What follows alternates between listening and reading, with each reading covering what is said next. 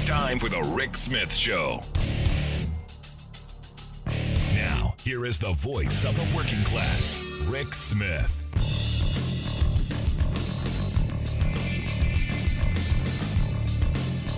And welcome, brothers, sisters, working class heroes. This is the Rick Smith Show.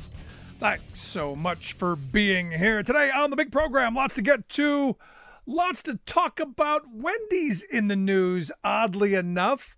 And you kind of got to love the fact that, Wendy's in the news for here's the reason. Surge pricing. Evidently during an investor call, the CEO of Wendy's, this Kirk Tanner, evidently he said the company had plans to spend something like $20 million rolling out digital menu boards so that, you go to the restaurants and you see a digital board, which can be changed at any minute. And that they were going to be testing, what was the quote? We will begin testing more enhanced features like dynamic pricing and day part offering, along with AI-enabled menu changes and suggestive selling. It's a full-bodied experience. And look, I first ran into the whole dynamic pricing thing.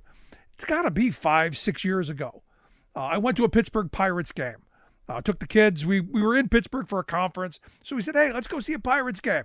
It's probably been more than that, more than 5 years. But I said, hey, let's go to a Pirates game.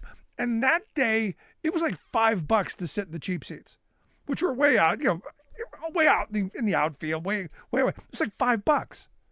So we went and had a great time. The next day we went, figured, hey, might as well go again. Kids loved the game. So we get there, and this time, no, not $5. Like $28. And I'm like, whoa, yesterday, $5. Yeah, nobody wanted to come yesterday. Today, people want to come. So we're doing dynamic pricing. And I'm going, wait a second. The ticket isn't the cost of the ticket all the time. Evidently, when and they've been doing this for a while. This is not new. When more people want something, the price goes up. And look, you see this on the internet all the time. When you look at, you can look at a product on a website and go, oh, I'm interested in that. And then you click on something else, you go back to it, and it's like $300 more than it was before. They do this because, hey, maybe they can get you. This is basically gotcha pricing or screw you pricing, however you want to frame it. Dynamic, nothing dynamic about this, unless you're the CEO looking to line your pockets.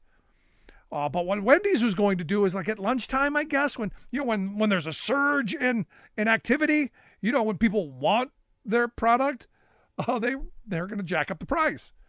And I don't understand it. This is where you go, wouldn't this keep people away during your busiest time? And wouldn't this actually crush your busier times? Now, I guess you could, lower the prices in times when there's nobody there to encourage people to come. I get that.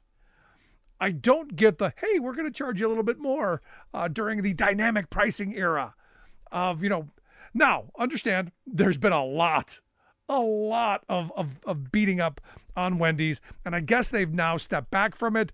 Probably, it's coming.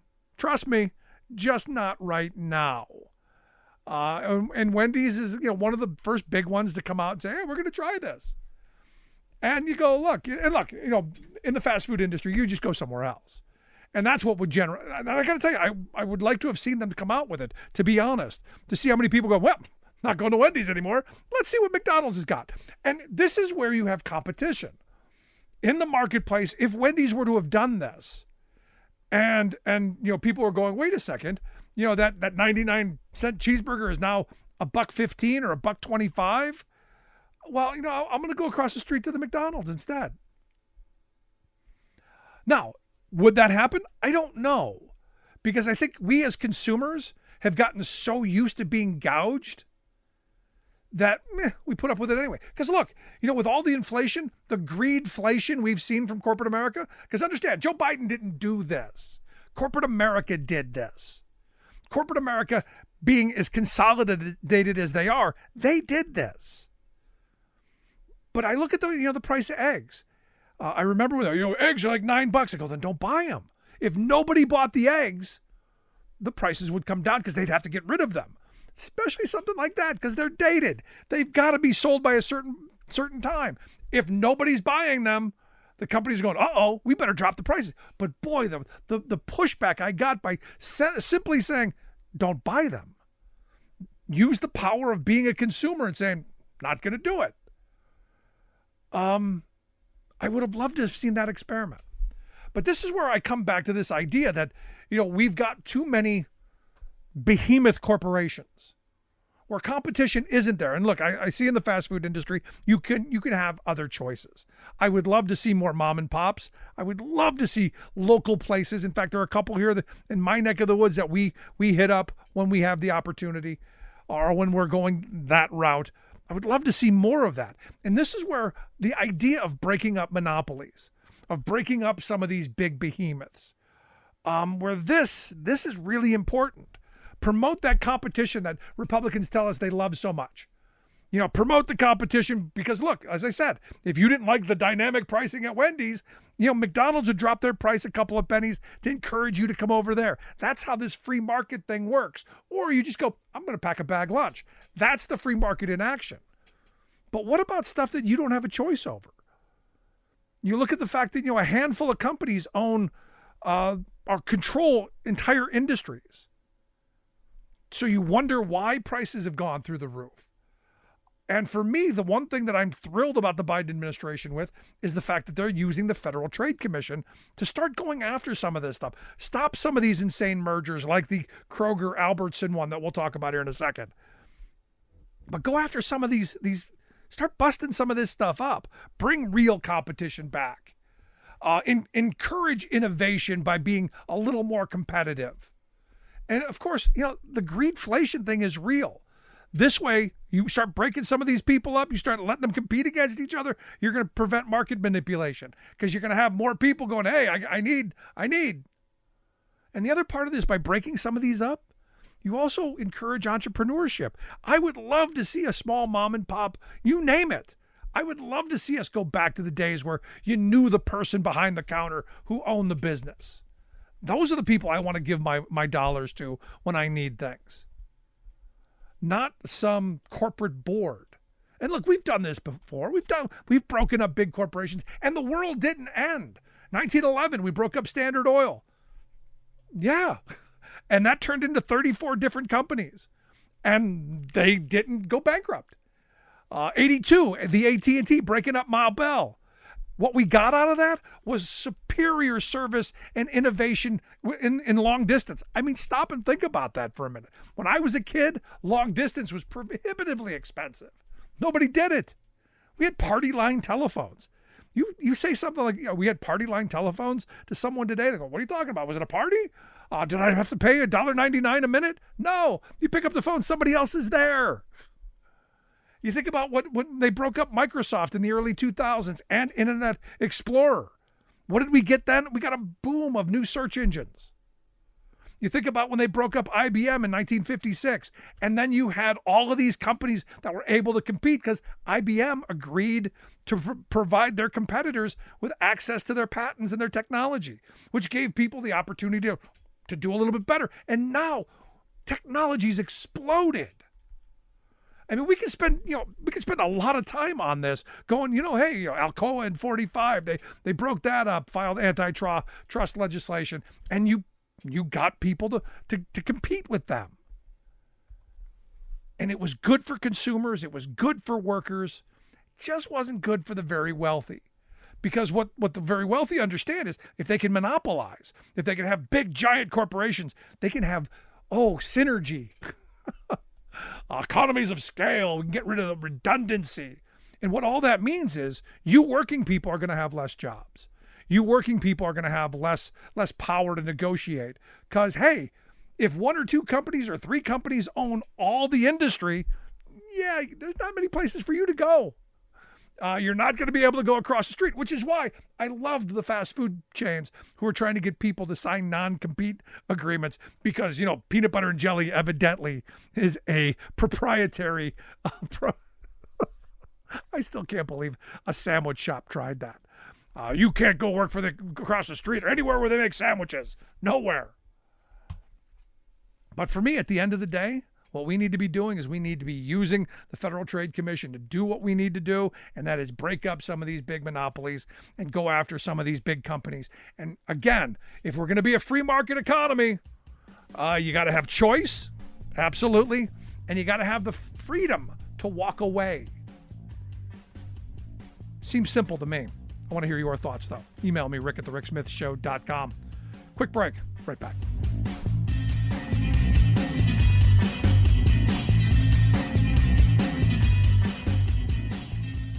We are AFGE, the American Federation of Government Employees. We represent 700,000 federal and D.C. government workers who are the vital threads of the fabric of American life. We support our nation's military. We take care of our nation's veterans. We protect our nation's borders. We respond to our nation's crises and natural disasters. We provide services to our nation's seniors. The American Federation of Government Employees. We work for America. We are AFGE, the American Federation of Government Employees. We represent 700,000 federal and D.C. government workers who are the vital threads of the fabric of American life. We support our nation's military. We take care of our nation's veterans. We protect our nation's borders. We respond to our nation's crises and natural disasters. We provide services to our nation's seniors. The American Federation of Government Employees. We work for America.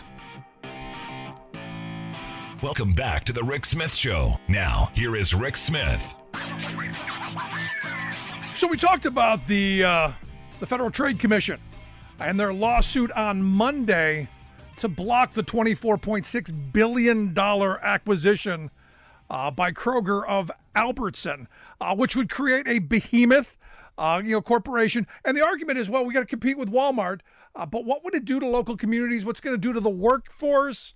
As you know, I am not a big fan of monopolies at all. I say we should be breaking up a lot more of these especially coming out of the pandemic. We should be doing a lot more. And this, to me, good start. I'm here to share some thoughts on, well, this lawsuit and maybe where it takes us. I've asked Morgan Harper to come talk with us. She's the Director of Policy and Advocacy with the American Economic Liberties Project. Morgan, thanks for taking time for us. Yeah, thanks for having me. I'm really excited to talk about this. So this is kind of, in my view, a big deal because we've kind of gotten used to over the years these mergers going through because, hey, we've got to pander to corporate interests. There's a lot of lobbying money that goes into this. This is kind of a big deal to me.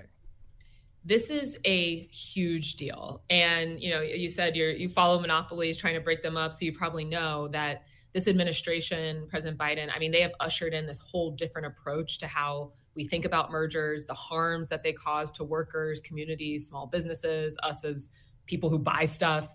And I think the Kroger Albertsons case in particular just hits on the significance of the change that we see in this administration. So, this is a case that would not have been possible, I think, without a lot of organizing and then also some of the groundwork that's been laid to be able to have the Federal Trade Commission enforce the law better through things like these merger guidelines that Federal Trade Commission and Department of Justice put out that but says explicitly labor is going to be something, and the impacts of labor in mergers is going to be something that we look at directly. No, to me, that's an important thing. But, especially coming out of the pandemic, and, we'll get to this, but coming out of the pandemic, I think a lot of people, are kind of more aware than they were prior to just how consolidated many industries are and the kind of power that they have to, gouge us. Mm-hmm. Yeah. Kroger and Albertsons both are huge supermarkets. They've been on acquisition sprees for the past 30 years or so, just gobbling up different corporations that were also selling food at the retail level. And you're right. During the pandemic, we saw the risks of having such a concentrated sector when the supply chain became fragile. They couldn't get all these huge inventory and, backlog of the products that they cover. And then we just didn't have anywhere to go. I mean, at this point, this type of consolidation in the grocery retail sector has also resulted in things like food deserts in certain communities. I know, I'm based here in Columbus, Ohio. There are a lot of neighborhoods where you have to get in a car and go somewhere else to be able to get any basic groceries, or you're left with a Dollar General as your only choice. And so like the overall market here is extremely consolidated. That is allowing these companies, and Kroger's CEO, said this during the pandemic, and as the subsequent inflation that came with food prices. Inflation's kind of good for us. He said that because it allows us to charge people higher prices, and we make more money. And so, just the risks of having this concentration of power can't be underestimated, especially when we're all spending so much more money on food lately. Well, let me ask you, the big argument to allow this merger to happen is, and it's the only one that's out there that I can see, is that, Kroger has to, in order to compete with the behemoth Walmart, they just have to continue to grow or they're going to die on the vine because Walmart is so big. I took the position of, instead of allowing another behemoth to grow, maybe we should be looking at, breaking up the old behemoth. Right. Yeah. I mean, you have a whole movement that agrees with you, Rick. So take comfort in that. And, this argument, you're exactly right. I mean, this is something we're hearing in Kroger Albertsons, but we hear this argument lodged in a lot of different market areas. Like take, for example, the JetBlue Spirit merger that just happened, the argument for that, that was blocked successfully. But the argument the companies were making is like, oh, the Deltas, the Americans, like we got to get bigger to compete. And it's just BS. It never works. They make a lot of promises about how it's going to be better for everybody when they do this. They don't compete any better. They lay people off.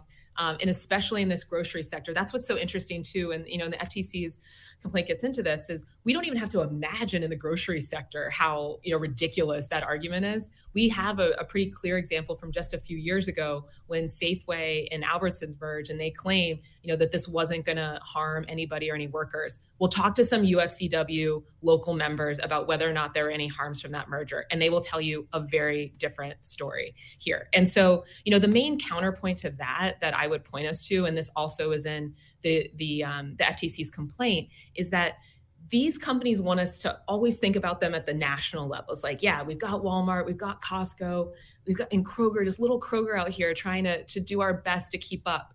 But the reality is, how do most of us shop for groceries? We shop in a very small mile radius, typically, for where we're trying to get food. And that is the relevant market area. And when you look at it from that level, not just this national level, when you look at it at the local level, which is reality of how people are looking for groceries, well, the areas, the markets, the supermarket areas where Kroger and Albertsons currently exist, they are in fierce competition with one another. They are playing off of each other for promotions. They are looking at the quality of each other's products. And so there is a competitive market at that level, and that would definitely go away if this merger would be allowed to go through. And I've made the argument that you go to a lot of places, and they're competing in a lot of the same marketplaces, the same markets. Yeah. And by taking that competition away, you now have just one choice, but two separate places. Yes. But there's one choice, and that's not real competition. And I would argue not even real choice. No, exactly. It's not real choice. It's not real competition. In addition to all the fewer choices as consumers, it's like the impact on workers here. I mean, Kroger and Albertsons are among the largest employers of unionized labor in the grocery retail sector. And being able to play them off of each other allows for union members to be in a stronger position when it comes to collective bargaining. If they become one, there's only one game in town for a lot of these local geographic markets, and you just have to take it, which is exactly what Kroger wants. But that is not what is in the best interest of folks who are working at their stores and a lot of UFCW members, which is why we saw, I mean, and this is the other thing I want to point out is like, we saw, when after the announcement of this case being filed, strong support from the UFCW International. Teamsters came out in support of what the FTC is doing. So it's like, who are we going to listen to about what's best for workers? The workers themselves or the boss? No, I'm right there with you. But, for me, and maybe you've got a better sense of this than I do, but whenever these mergers happen, the idea of synergy, and I hate that word, but, synergy and economies of scale and ending redundancy, when I hear those things, I mean, I hear less people working. I mean, I hear families being laid off and jobs being lost. Is that a big concern if this merger were to go through in your thoughts?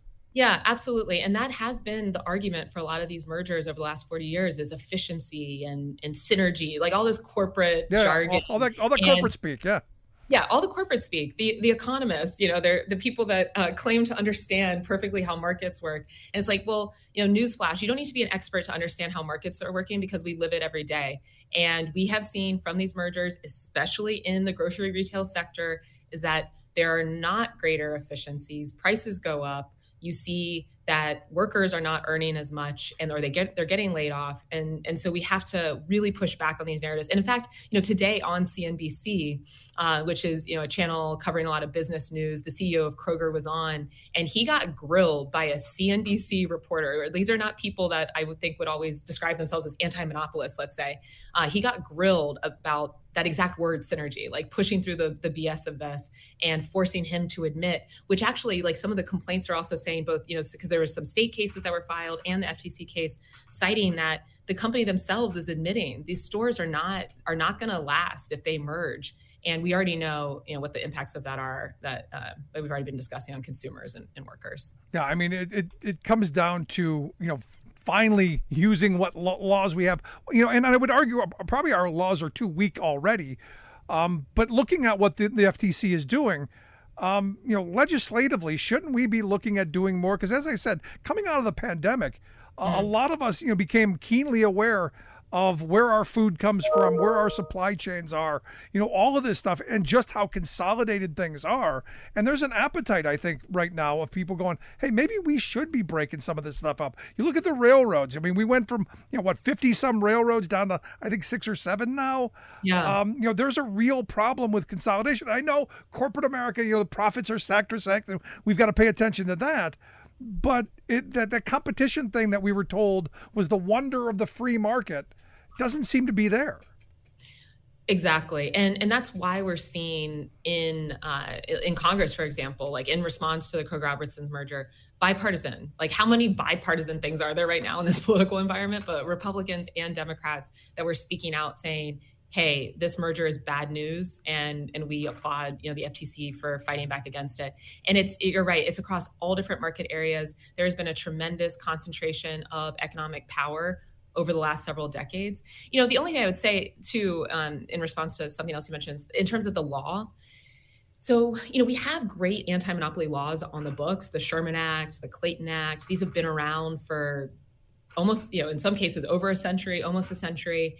And the problem is, like, the laws didn't change. The people who were meant to enforce them did. And so we have much stronger enforcers right now in this administration, Lena Khan, Jonathan Cantor, and they're starting to really use that authority that exists. Now, the next question is going to be, what are the courts going to do? And that's where this merger goes from here, because it's now up to a judge in Oregon to decide whether or not they agree with the FTC's analysis that this merger is anti-competitive, going to hurt workers, going to hurt consumers, or if they're going to side with Kroger. And sometimes, but not always, we have seen some of these really strong cases that we would say are faithful to the law and the intent of the law fail because these judges are just interpreting it to side with big business. And so really hope that, the judge in this case will do the right thing. And there's also the possibility that Kroger might just abandon the deal altogether because they're kind of seeing the writing on the wall. And look, and the public outcry. But here's the thing, and this is where I don't want to get you in the middle of this, but this is where who you vote for in presidential elections. This is where this matters. It's who they put into those positions to enforce our laws, and the people who are sitting on those benches deciding. So for me, come November, this is another one of those important things in my mind. Yeah. And, I was talking to somebody earlier today and they're like, well, what took so long? This was obvious that this was bad for everybody. Like, government's so slow, but here's the thing, because there's been such a bias against using these laws, like we were just saying, in an aggressive way to protect us, the administration's had to lay the groundwork for this. So with this FTC case, because it's resting on this theory about labor, this is the first time in history the FTC has brought a case based on a theory of harm to labor. How is that possible? That's possible because they did those merger guidelines, which is wonky document that none of us would really want to spend time and read, to be honest. But you have to have that document that is saying, hey, by the way, how we interpret the law as FTC, we're going to look at the impacts on workers, and judges should be considering that too. And that's what then sets the stage for them to bring the first ever case that's looking at those harms to workers. So, it does always take a little longer than we want, but you're absolutely right. Is like, we've seen a lot of momentum over the last 3 years to reset our economy to really benefit us and not just big business. And I hope that we'll be able to continue that work for sure. So let me ask you how this is going to play out, because, as you're talking, my mind's going, okay, well, this gets to a judge that's going to be more friendly to them. This, even if it does get shut down, we're close to an election. There's going to be another head of the FTC at some point. If there's a change in administrations, why wouldn't Kroger just say, you know what, we'll hold off, we'll wait off and to see how this election turns out? It's a possibility. And a lot of companies now are kind of, what should I say, like trying their luck, pressing their luck. I was like, what's that phrase? Pressing their luck, coming with these like very aggressive transactions and just seeing if they can like wait out for, what might be a potential change in the administration. But part of that is out of out of Kroger's hands a little bit. And so, the first step is going to be, okay, this case is going to this judge in Oregon. The judge in Oregon will decide whether or not there's going to be a preliminary injunction. That'll take some time, but might not take forever. And then it'll go to the FTC, and with their internal administrative process, they'll decide, whether or not, if the judge agrees with them, then they'll decide if, okay, as an official commission, this is where we're landing, and it could go through the appeals process. So, that all very much could take a year or so. But if we continue to see the type of external support for blocking this deal that we've already witnessed, if we continue to have, even business reporters that are saying, like the FTC's case here is pretty strong, I don't really know what Kroger is thinking, then what would accelerate all of this is if Kroger just decides this isn't a good use of money, or their stock price starts to go down. We'll just have to monitor all of that. But it's absolutely possible that, they just try to wait out a change in the administration. And again, another one of these reasons where I think this administration is doing a lot of the right stuff, and this a prime example of it. But Morgan, I appreciate you taking some time for us. Thanks so much. Yeah, thanks for having me. Morgan Harper, Director of Policy and Advocacy there at the American Economic Liberties Project. I want to get your thoughts. Email me, rick@thericksmithshow.com. For our free speech TV audience, thanks so much for tuning in. For our radio affiliates across the country, quick break, right back.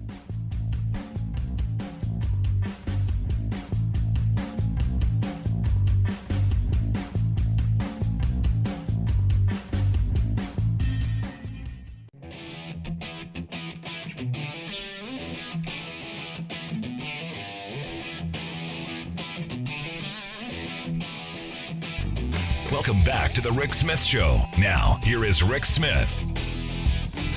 So the big news yesterday, Mitch McConnell stepping down, gave a speech on the Senate floor I found really kind of interesting. The part where he said, believe me, I know the politics within my party at this particular moment in time.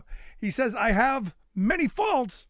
Misunderstanding politics is not one of them. I mean, that really is, I think, a really important statement, because here's the guy who's been the architect of a lot of bad stuff going, this is too much for even me to put my name on. Or he knows, look, there's probably going to be a blue wave come November. So either way, he's ducking out, and here to share some thoughts. I got to tell you, interesting timing on the bailing. Here to share some thoughts on this news. I've asked our good friend Will Bunch to come share some thoughts. Will is the national columnist over at the Philadelphia Inquirer. Will, thanks for taking time for us. Hey, Rick, thanks for having me back. I appreciate it. So I look at this, and it's interesting timing, and his statement, that's what grabbed my attention. I know the politics of my party, and misunderstanding politics isn't one of my faults. That says a lot to me. Yeah, I mean, he's basically sending out an SOS to all the between the lines readers out there to interpret what he's saying. Yeah, I mean, he said that. He said that the Republican Party is, quote, changed. I mean, he's using these oblique terms. It's like, unfortunately, John McCain, before he passed, didn't teach him the eyelid thing to do SOS with his eyes. But that might have been a good message for McConnell, because I think in a way he was trying to say that, and I think in a way he was trying to say that for the country, but I have no sympathy, because the problems that we're possibly going to encounter are ones that he caused. Exactly. So, and that's to me, that's the important part of this. All of this goes back to his dealings, and all of the trouble we're gonna run into very soon are part of his dealings. But I do find it interesting that he bails, because look, if Biden wins and the Democrats have a good night, he's going to be relegated to a minority leader status, and I'm sure he doesn't want to do that. But if Trump wins, and he gains the majority status in the Senate, there's some ugly stuff. Yeah, let me talk about that for a second, because I just don't think he knows what he would have to do as a majority leader. Because let's just say if Trump has a good night and if he wins, it's horrible to even talk about it, but if Trump wins, he's going to take some people with him, and you've got a lot of danger situations for the Democrats in the Senate, including even Maryland. You've got this popular Larry Hogan running, right? So, there's all these seats the Democrats are defending, and I think they can defend them if it's a good night for Biden, if it's a good night for Democrats. If it's a bad night for Biden, McConnell could stick around and be the majority leader. And it's like, well, great. Wasn't that his goal? But the thing is, he knows that if Trump is the president and he's the majority leader, and he'd probably only have, 51 or 52 votes, just like Chuck Schumer has now. So, on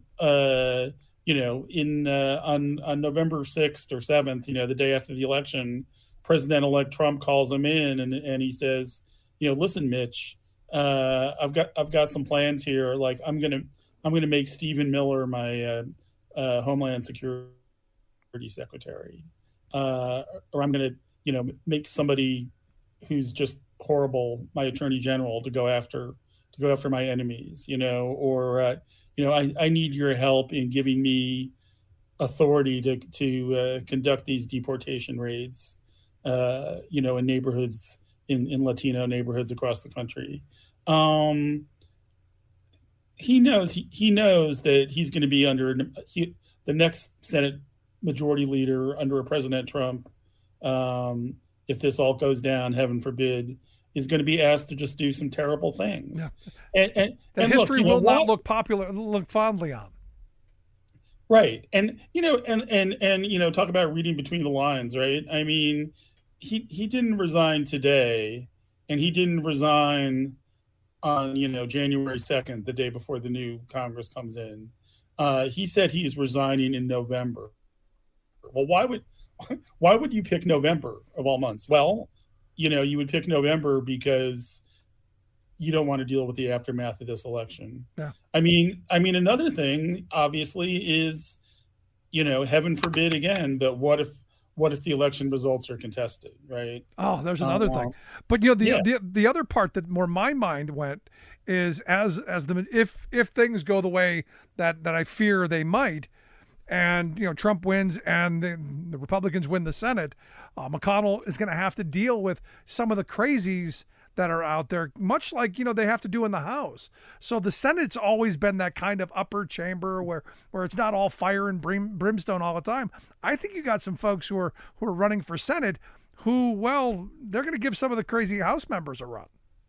Yeah, I mean, he's going to have to find a place in his Senate or he would have to find a place in his Senate for maybe for Senator Kerry Lake, for example, just to name one person who would be crazy and problematic. Yeah, you're right. I mean, he has seen what life is like for Mike Johnson, the Speaker of the House, as a majority leader in this environment. And McConnell, as much as I dislike him, is a stronger willed person than Mike Johnson, and wouldn't react to all these situations the same way, perhaps. But he sees, he sees what it's like to be a majority leader in this new environment,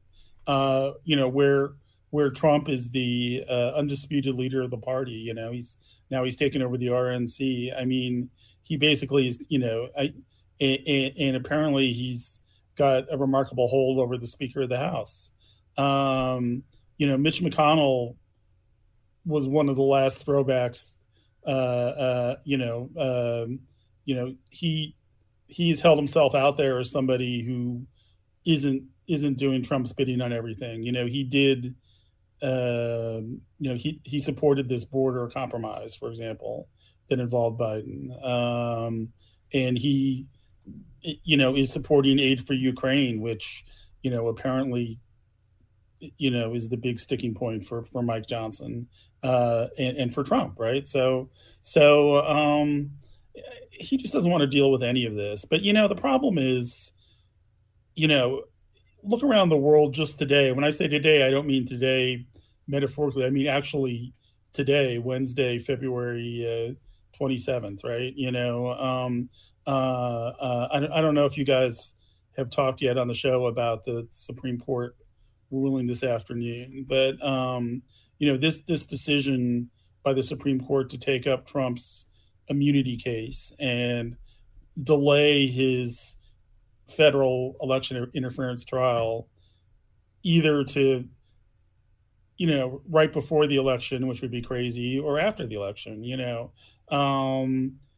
This is a massive favor that the Supreme Court is doing to Donald Trump because they didn't have to handle it this way, and no doubt the justices who were rammed on to the Supreme Court by Mitch McConnell, who held up a Democratic pick. Irony of ironies, that pick was Merrick Garland, but so over at the Supreme Court, you're seeing Mitch McConnell's devious handiwork in action. Meanwhile, I mean, the fact that Trump is out there winning the Michigan primary with 69% of the vote. Remember, Donald Trump would not be a candidate in this election if McConnell had used his power in January 2021. Not only, I mean, obviously he's got one vote himself, but is the Senate Republican leader at that time. He certainly had the power to sway 9 or 10 other votes to convict Trump. And remember, if Trump had been convicted at that impeachment trial, it surely would have included the provision that he wouldn't be able to run for president again. Yeah. No, and we wouldn't be dealing with this. So, if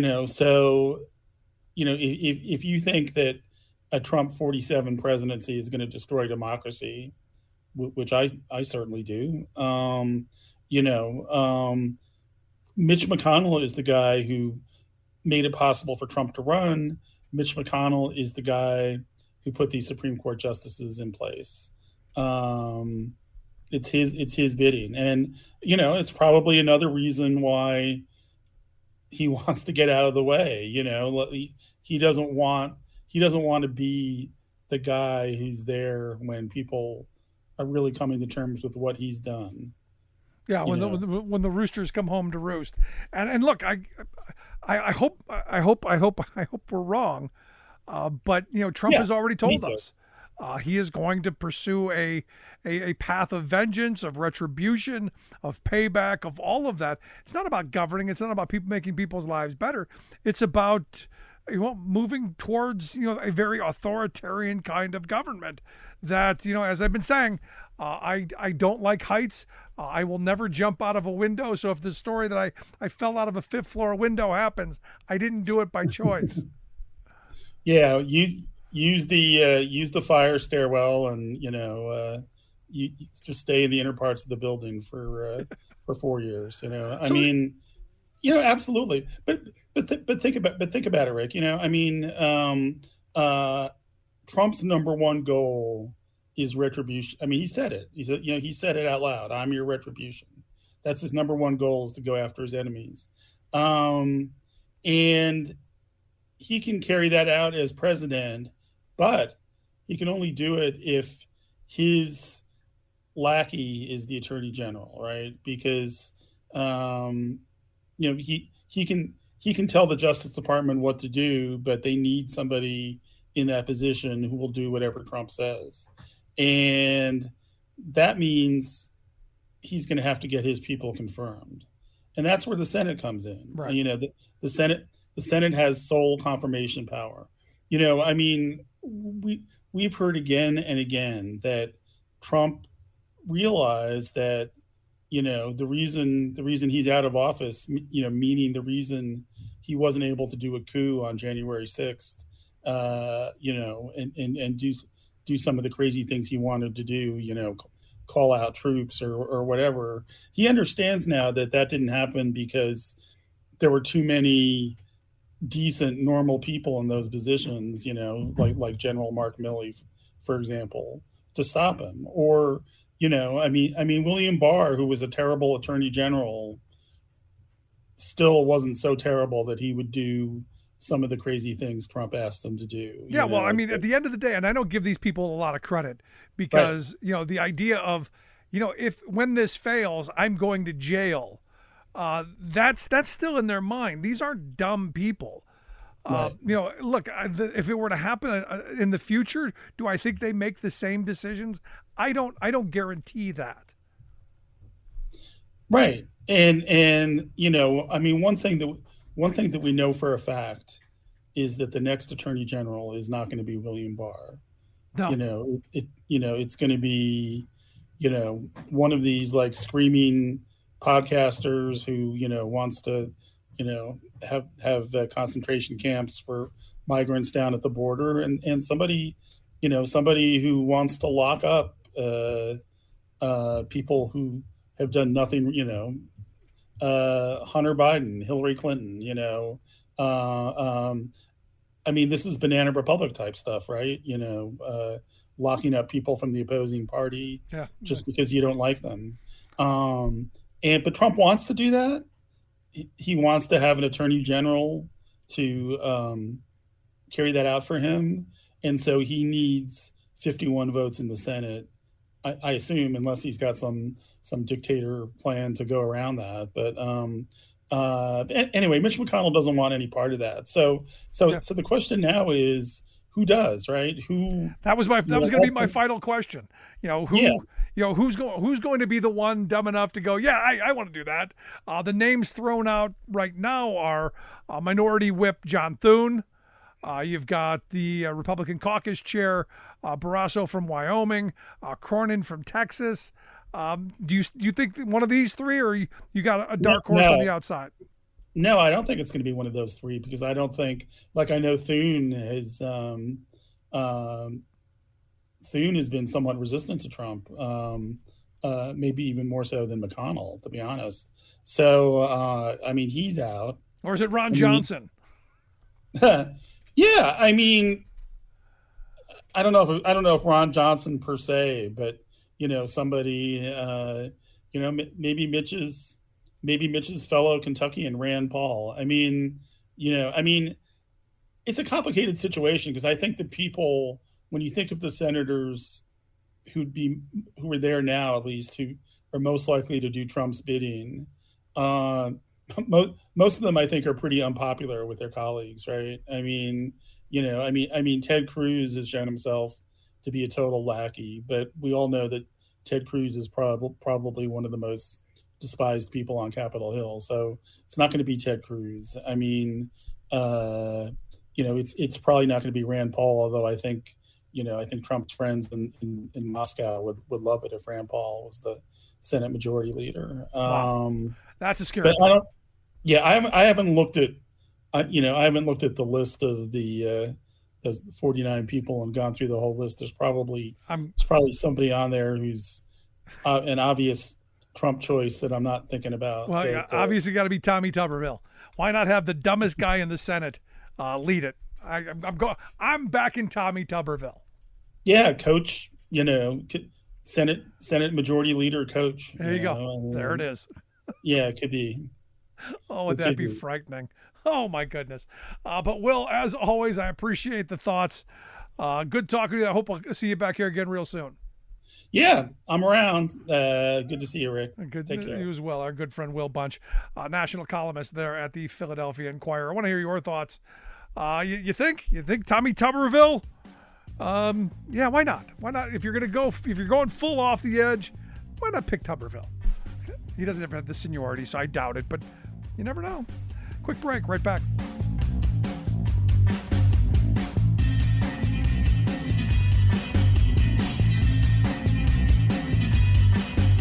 I'm Rick Smith, and this is Labor History in 2.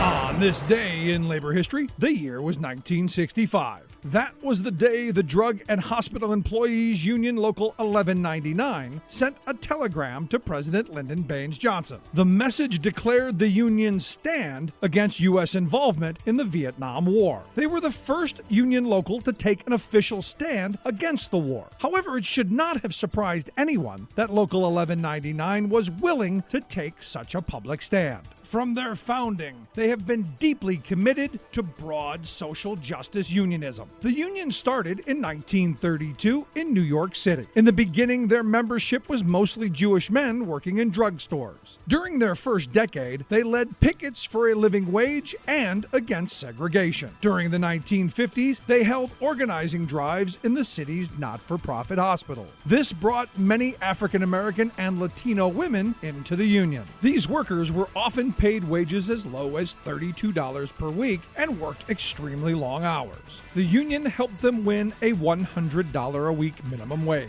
The union had become an important voice for workers in the city's nonprofit hospitals. Dr. Martin Luther King Jr. called Local 1199 the authentic conscience of the labor movement. The union expanded its organizing beyond New York in 1969. They helped organize a successful strike of hospital workers in Charleston, South Carolina. From there, they launched organizing campaigns of hospital workers in other states. Over the years, the union has stood in solidarity with Cesar Chavez and Dolores Huerta's efforts to organize farm workers. They opposed apartheid in South Africa. They were also an early opponent of the war in Iraq. Today, the local is affiliated with SEIU, the Service Employees International Union. Like what you hear? Check out more at laborhistoryin2.com. You're listening to The Rick Smith Show, where working people come to talk. So some interesting news on the Trump front. Trump looks like probably going to have to sell off some of his properties to pay the $450 million judgment for the bond, just so he can appeal this, because that's how it works. Now, he had offered on Wednesday $100 million to pause the $450 million judgment that he faces. And, well, the judge said, no, you're going to have to come up with the full amount. That's what's going to happen. And what's interesting is on the same day, the judge was sent a white powder.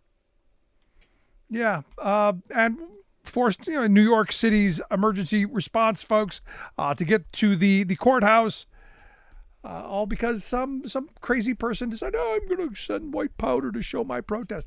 I hope they find this person. I'm not allowed to say that what I really hope happens to him, but I hope they hold him accountable.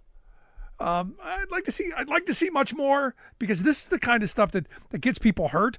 This is the kind of stuff that gets people killed. This and these idiots doing this swatting stuff. There should be something. Also, Alabama is in the news, as you have the Republicans who lead the state trying to scurry and figure out how they're going to do something with in vitro fertilization, and trying to figure out how to undo what they have done.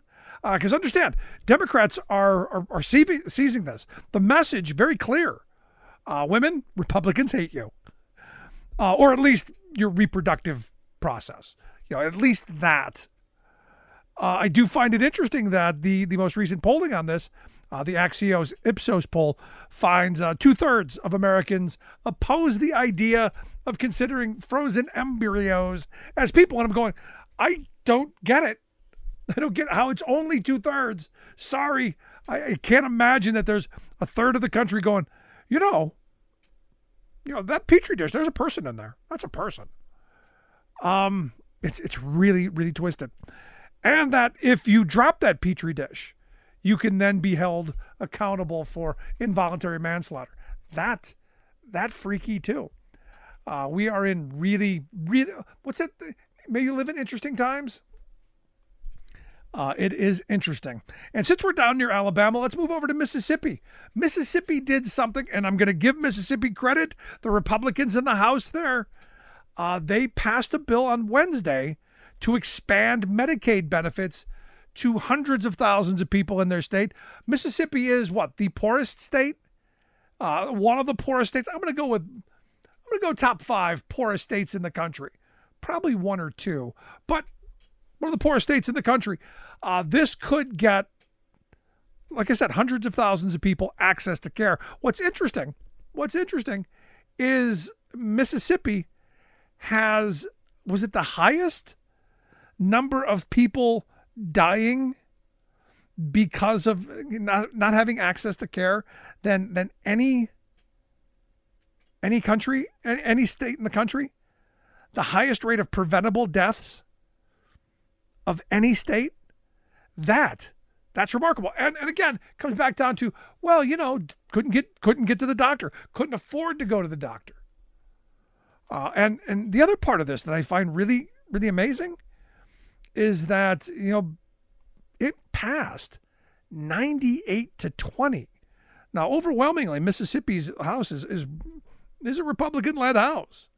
And one of the Republican sponsors of the bill, Representative Missy McGee, she said that lawmakers had a moral imperative to put ideology aside and help Mississippi's poor, help the poor health outcomes that are happening in their state, and bring money in is the part that gets me. You're bringing all this money in. Now, I got to be honest. There was part of me that said,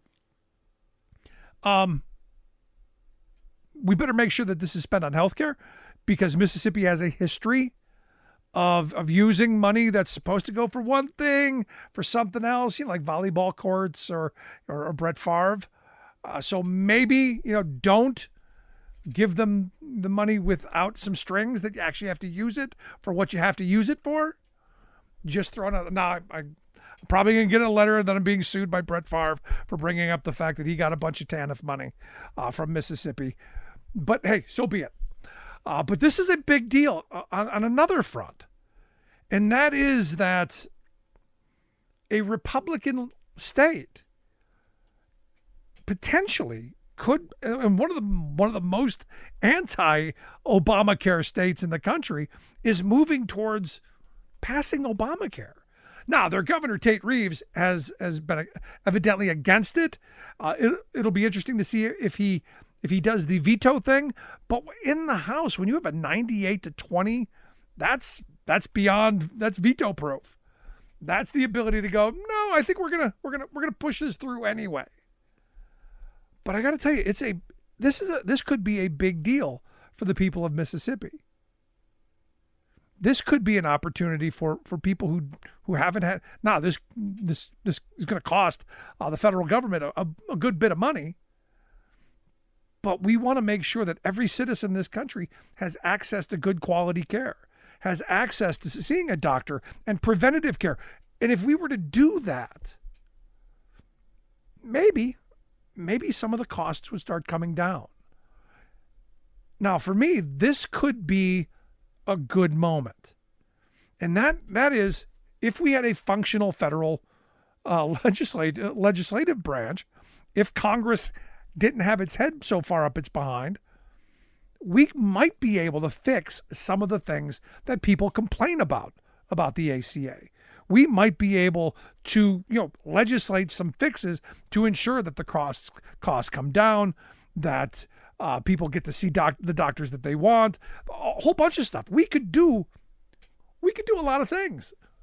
The question is, will we? Could this be that moment where Mississippi steps forward and says, you know what, we need this? Now, I don't know what the Senate's going to do. Again, I'm hoping for a big victory, 98-20, pretty big. I'd like to see something like that in the Senate. But on the national level, does this become a moment where we start going, yeah, we're going to do like we did with Medicare. We're going to start making it better. We're going to start fixing the problems that are with it instead of just having people who are heads in the sand, repeal and replace. Don't know what we're going to replace it with, but we're going to repeal that darn Obamacare. We're going to get rid of it. This is a big deal. At least I think it is. I want to hear your thoughts. Mississippi expanding Medicaid? Wow. Email me, rick@thericksmithshow.com. Miss any portion of the program? Make sure you grab the podcast. Wherever you get your favorite podcast, you'll find ours. And as always, thanks so much for being here. We'll see you back here next time.